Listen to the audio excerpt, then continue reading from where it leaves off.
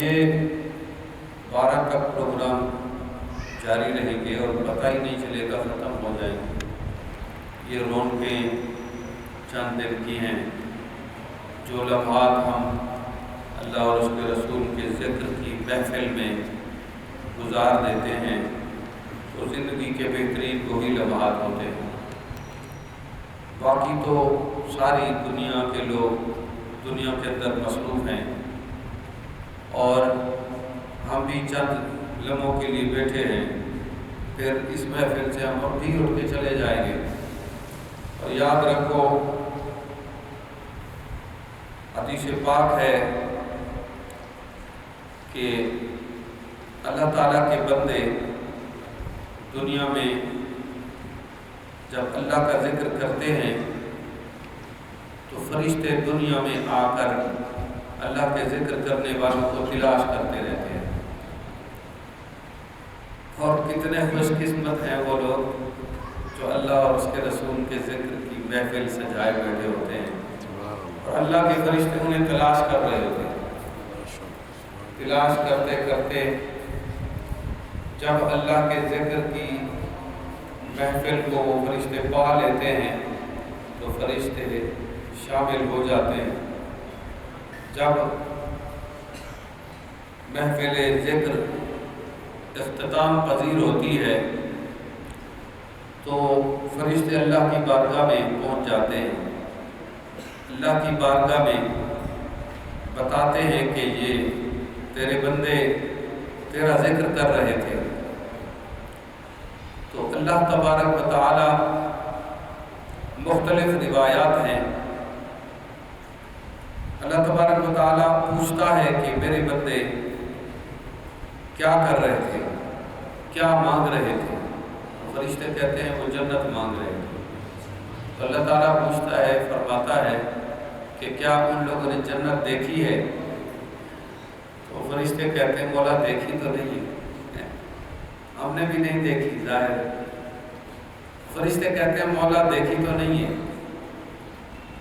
تو اللہ تعالیٰ فرماتا ہے کہ فرشتوں جب اگر وہ جنت دیکھ لیتے تو پھر کیسے مانگتے؟ تو فرشتے عرض کرتے ہیں مولا اگر تیری جنت کو دیکھ لیتے تو ظاہر ہے کہ بہت ہی زیادہ جوش و محبت کے ساتھ اور بہت ہی گہری محبت کے ساتھ آپ سے سوال کرتے مولا ہمیں جنت عطا کر دے۔ مفہوم عرض کر رہا ہوں۔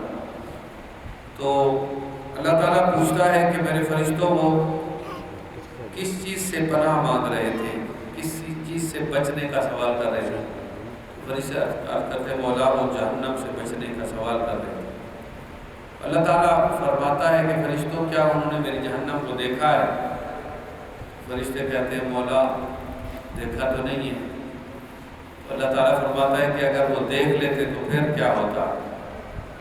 اللہ اکبر۔ فرشتے عرض کرتے مولا تیری جہنم کو اگر وہ دیکھ لیتے تو پھر گڑ گڑا کر رو رو کر یعنی گریہ زاری کر کر کے وہ پناہ مانگتے تیرے عذاب سے، تیری پناہ مانگتے اور تیرے عذاب جہنم سے یعنی تیری پناہ مانگتے۔ لیکن یہ تو حال ہے کہ انہوں نے دیکھا نہیں ہے۔ بہرکیف آخر میں اللہ تعالیٰ فرماتا ہے کہ فرشتوں گواہ ہو جاؤ، میں نے ان اپنے بندوں کو بخش دیا کن کو جو اللہ کے اور اللہ کے رسول کی ذکر کی محفل میں بیٹھے تھے۔ تو فرشتے عرض کرتے ہیں مولا اس محفل میں تو ایسے لوگ بھی تھے جو محفل کے شریک ہونے کی غرض سے نہیں آئے تھے اور وہ تو ویسے جا رہے تھے، یوں ہی وہ محفل میں بیٹھ گئے یا شریک ہو گئے۔ تو ان کو بھی اللہ تبارک و تعالی فرماتا ہے فرشتوں وہ اگرچہ اس محفل میں شریک ہونے کی غرض سے نہیں آئے تھے، لیکن میں نے وہ جو محفل میں شرکت کی غرض سے آئے تھے، محفل میں بیٹھے تھے، میرا ذکر کر رہے تھے، میں نے ان کے صدقے میں ان کو بھی بخش دیا۔ اب یہ بتائیے کہ جو یعنی کتنی بابرکت محفل ہے کہ جو یوں ہی گزر رہے تھے اور کھڑے ہو گئے ان کی بھی بخشش ہو جاتی ہے، تو جو اللہ کی ذکر کی محفل میں شرکت کے لیے آتے ہیں تو ان کی کتنی یعنی فضیلت ہے، کتنی بخشش ہے ان کے لیے۔ تو بارگاہ یہ محفل ذکر جو ہوتی ہے بڑی ہی بابرکت ہوتی ہے۔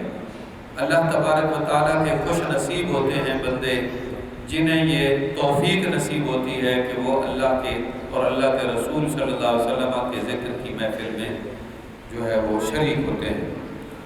حاضرین کرام، آقا علیہ السلام کو اللہ تبارک و تعالیٰ نے تمام عالمین کے لیے رحمت بنا کر دنیا میں بھیجا۔ فرمایا وَمَا أَرْسَلْنَاكَ إِلَّا رَحْمَةً لِلْعَالَمِينَ، اے پیارے محبوب ہم نے آپ کو نہیں بھیجا مگر سارے عالمین کے لیے رحمت بنا کر۔ تو دنیا کے اندر بہت ساری چیزیں ہیں جو رحمت ہیں، مثلا پانی رحمت ہے، ظاہر ہے کہ پانی کے بغیر ہم زندہ نہیں رہ سکتے، پانی رحمت ہے۔ ہوا یہ بھی رحمت ہے، ہوا اگر نہ ہو تو ہم سانس ہی نہ لے سکیں، زندہ نہیں رہ سکتے، اتنی بڑی رحمت ہے کہ اس کے بغیر ہم زندہ ہی نہیں رہ سکتے۔ اسی طرح آگ بھی رحمت ہے کہ اس پہ ہم کھانا پکاتے ہیں، کھانا ہم کھاتے ہیں۔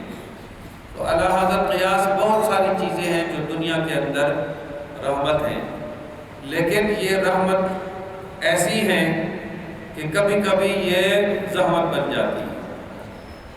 اب یہ پانی اگر سیلاب کی شکل اختیار کر لے تو پھر یہ مصیبت اور بہت بڑا طوفان بن جاتا ہے اور بہت بڑا عذاب بن جاتا ہے۔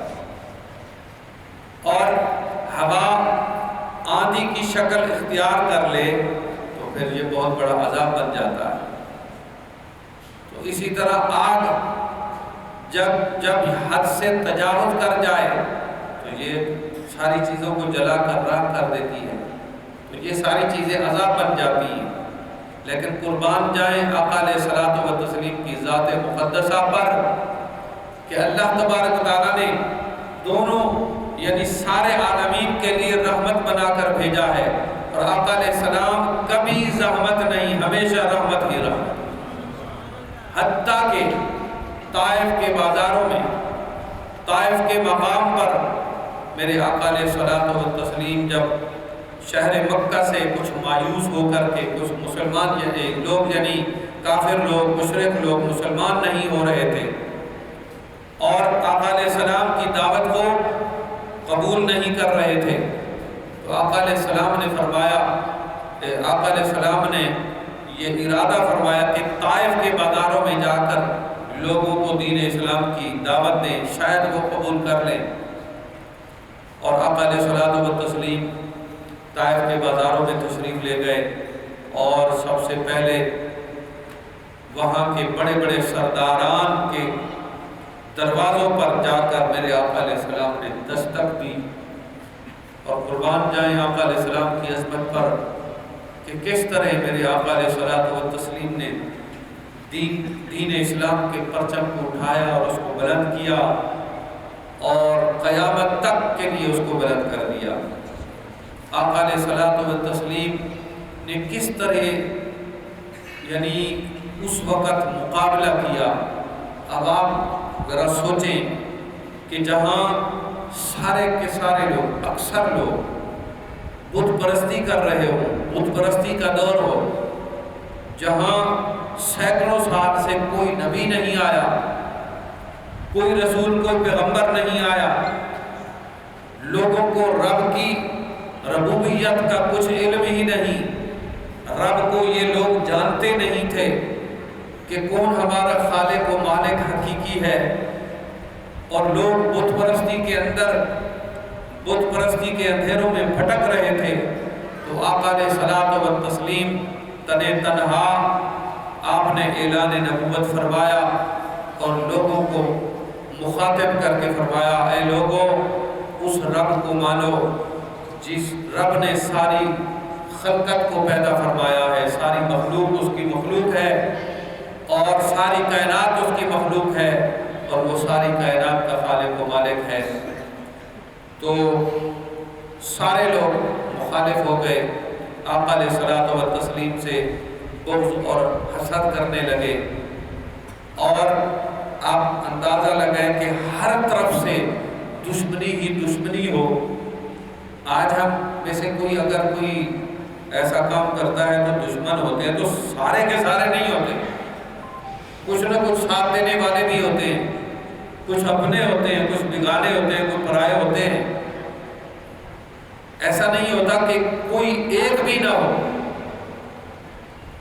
سارے کے سارے دشمن نہیں ہوتے۔ آقا علیہ السلام نے جب اعلان نبوت فرمایا تو سارے کے سارے اپنے نہیں ہیں، یعنی اللہ کو ماننے والے اس وقت تو کوئی نہیں تھے۔ تو ایسے حالات میں میرے آقا علیہ الصلوۃ والتسلیم نے اعلان نبوت فرمایا تو لوگوں کو دین اسلام کی تبلیغ فرمائی کہ اے لوگوں، اس رب کو حقیقی رب مانو، وہ تمہارا خالق و مالک ہے، تو اسی رب کی عبادت کرو۔ تو لوگوں نے بہت برا سلوک کیا، بہت برا سلوک کیا، اور طائف کے بازاروں میں جب آقا علیہ السلام تشریف لے گئے تو وہاں سرداران کے دروازوں پر گئے، دستک دی، ایک ایک کے سردار کے دروازے پر دستک دی اور ان سے کہا، انہوں نے جب پوچھا کہ آپ کون ہو، کہاں سے آئے ہو، تو کہا میں محمد بن عبداللہ ہوں اور مجھے اللہ نے نبی بنا کر اس دنیا میں مبعوث فرمایا ہے، اور وہ خالق و مالک ہے ساری کائنات کا، تم اسی کو رب مانو اور مجھے نبی مانو۔ تو ان لوگوں نے ظالمانہ سلوک پیش کیا، اور کسی نے کہا کہ اگر اللہ نے کسی کو رسول اور نبی بنانا تھا تو کسی بڑے سردار کو نہ بناتا۔ نعرہ تکبیر، نعرہ رسالت، جشن عید میلاد النبی، علماء اہل سنت۔ حاضرین اکرام، میں عرض کر رہا تھا کہ طائف کے بازاروں میں میرے آقا علیہ الصلوۃ والتسلیم کے ساتھ بہت ہی ان لوگوں نے برا سلوک کیا، اور وہ لوگ، ان کو چاہیے تھا کہ آقا علیہ السلام کی دعوت کو سمجھتے، قبول کر لیتے، اور ان کو آقا علیہ السلام کو اللہ کا نبی مانتے اور پہچانتے، کچھ دیر کے لیے سوچ لیتے، لیکن انہوں نے سوچنے کی بجائے آقا علیہ الصلوۃ والتسلیم کی ذات مقدسہ پر پتھر برسائے، یہاں تک کہ آپ کے جسم اقدس سے خون کے فوارے جاری ہوئے۔ تو آقا علیہ السلام کو شدید تکلیف پہنچائی تھی۔ تو آقا علیہ الصلوۃ والتسلیم نے یعنی ہمیشہ جو ہے طائف کے بازاروں کا یہ جو سلوک تھا اس کو یاد کیا کرتے تھے، لیکن آقا علیہ السلام نے اس کے بعد بھی جب فرشتہ آیا اس نے کہا اگر آپ ان کے لیے ہلاکت کے لیے دعا کریں اور ہمیں حکم دیں تو دو پہاڑوں کو ملا کر ہم ایک کر دیں گے اور یہ سارے کے سارے لوگ پتھر برسانے والے آپ کی ذات اقدس پر یہ ملیا میٹ ہو جائیں اور یہ نیست و نابود ہو جائیں۔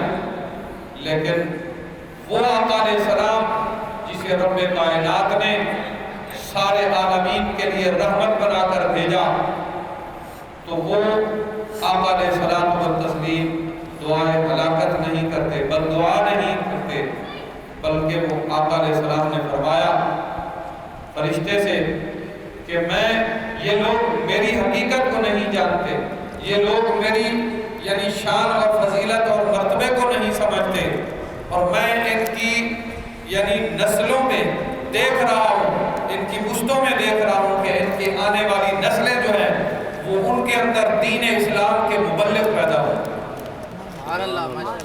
اور آقا علیہ السلام و تسلیم نے وہاں پر دعا نہیں فرمائی، کیونکہ اللہ نے آپ کو رحمت للعالمین بنا کر اس دنیا میں مبعوث فرمایا۔